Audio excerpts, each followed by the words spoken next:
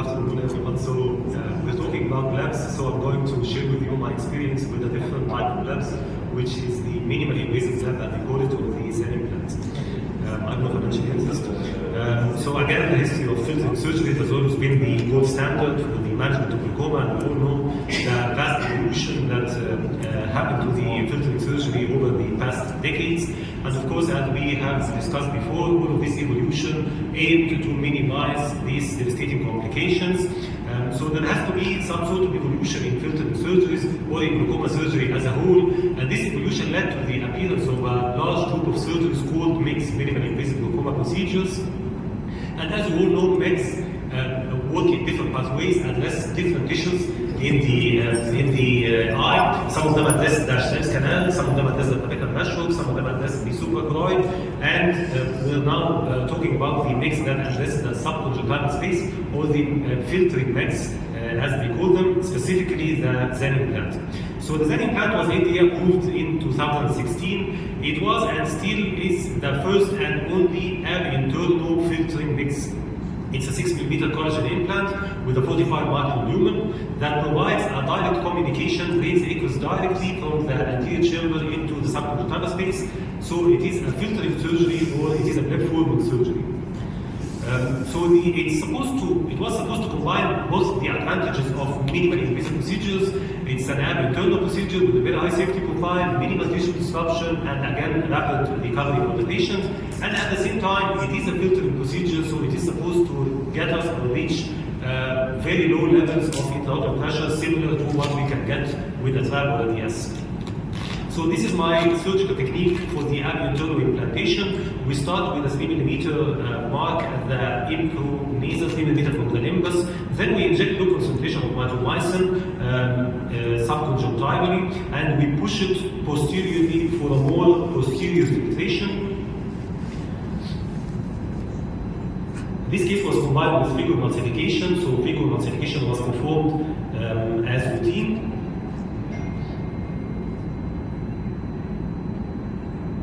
Now, the Zen implant comes in a unique injector. It's usually preloaded in the injector, and we just advance the injector into the anterior chamber, just anterior to the trabecular meshwork, with or without the use of a gonio lens, and we aim to emerge, to come out at the 3mm mark, just underneath the conjunctiva. Then we start injecting, or we start deploying the injector.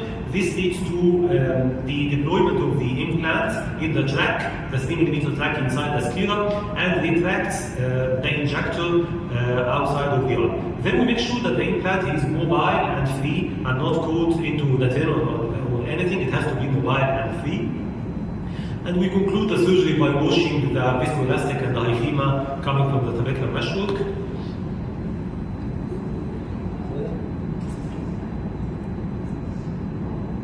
And as you can see, as we are concluding the surgery and just hydrating the main wound and the paracentesis, you will notice the formation of a very nice low-lying diffuse posterior bleb. As you can see, we're starting to have a very nice, good-looking low-lying bleb. It's a very nice surgery.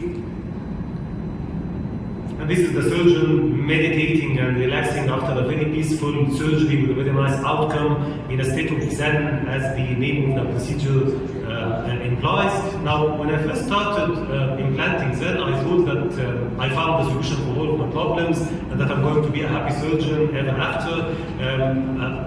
Obviously, this didn't happen, because soon enough, after a few cases, I discovered that it has a large spectrum of difficulties and complications, both intraoperative and post-operative, and I'm going to show you some of them. Now, this is a case where the proximal end, the end in the anterior chamber, was longer than it was supposed to be. It should be 1 millimeter, here it was around 2 or 2.5. So first, I make sure that there is an apparent end under the subconjunctiva.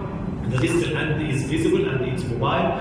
Then I grasped it with a non-toothed forceps, of course taking a lot of care not to crush the implant because it's extremely fragile, and just try to advance the implant, reposition it It's so that the distal end should be around 2 millimeters and the proximal end in the anterior chamber should be around 1 millimeter. After a lot of manipulations, a lot of cautious manipulations, it was possible to readjust the position inside the scleral canal. Now in this case, the same happened, but unfortunately, as you are going to see, in this case, the proximal end was way too long in the anterior chamber, so that the distal end was no way to be found under the conjunctiva. As you can see, the proximal end was way too long in the anterior chamber. So at first I tried to inject the viscoelastic in the anterior chamber and tried to look for the distal end, the subconjunctival end. It was nowhere to be found. So I decided just to grasp the implant using the microforceps and reload the implant in its injector once again. Again, taking care not to damage the implant. It's extremely fragile, could be very easily damaged or broken. And after reloading the implant again in the injector, it was successfully implanted in the usual position. Now this is another case that came a few months after the implantation with an exposed implant and leakage and positive CDEL, as you can see. So I decided to perform an open revision for the implant. So as you can see, while hydrating the conjunctiva, there was an evident areas of fibrosis and adhesions around the implant. So an open revision was performed and we started dissecting around the implant using sometimes a blunt scissor, sometimes a sharp needle to cut the adhesions. We had to make sure that the implant is free and mobile and that it's not caught in any adhesions or fibrosis in the subconjunctival space. After a lot of manipulations, I could get the implant free.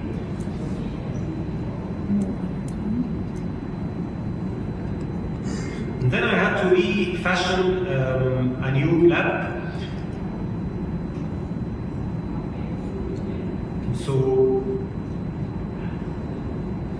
the conjunctiva was just advanced to cover the implant and refashion a new flap, and it was sutured using the thin nylon suture, giving this exposed implant a second chance.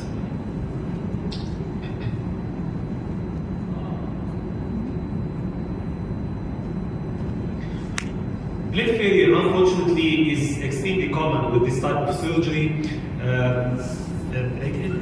Basically, it's similar to any other filtering surgery. You get a patient with a high intraocular pressure, and when you examine him, you find that the bleb is flat and there is no visible filtration or no visible drainage. What's probably unique to this type of surgery is that the implant itself sometimes gets caught in the tenon itself, and it becomes looped or form a kink or a loop, and it simply stops draining and stops functioning. So in these cases, we have first to make sure that the fibrosis is at the subconjunctival level and it's not in the AC, so we have to perform goniooscopy just to make sure that the end at the anterior chamber is not clogged by debris or by the iris or anything.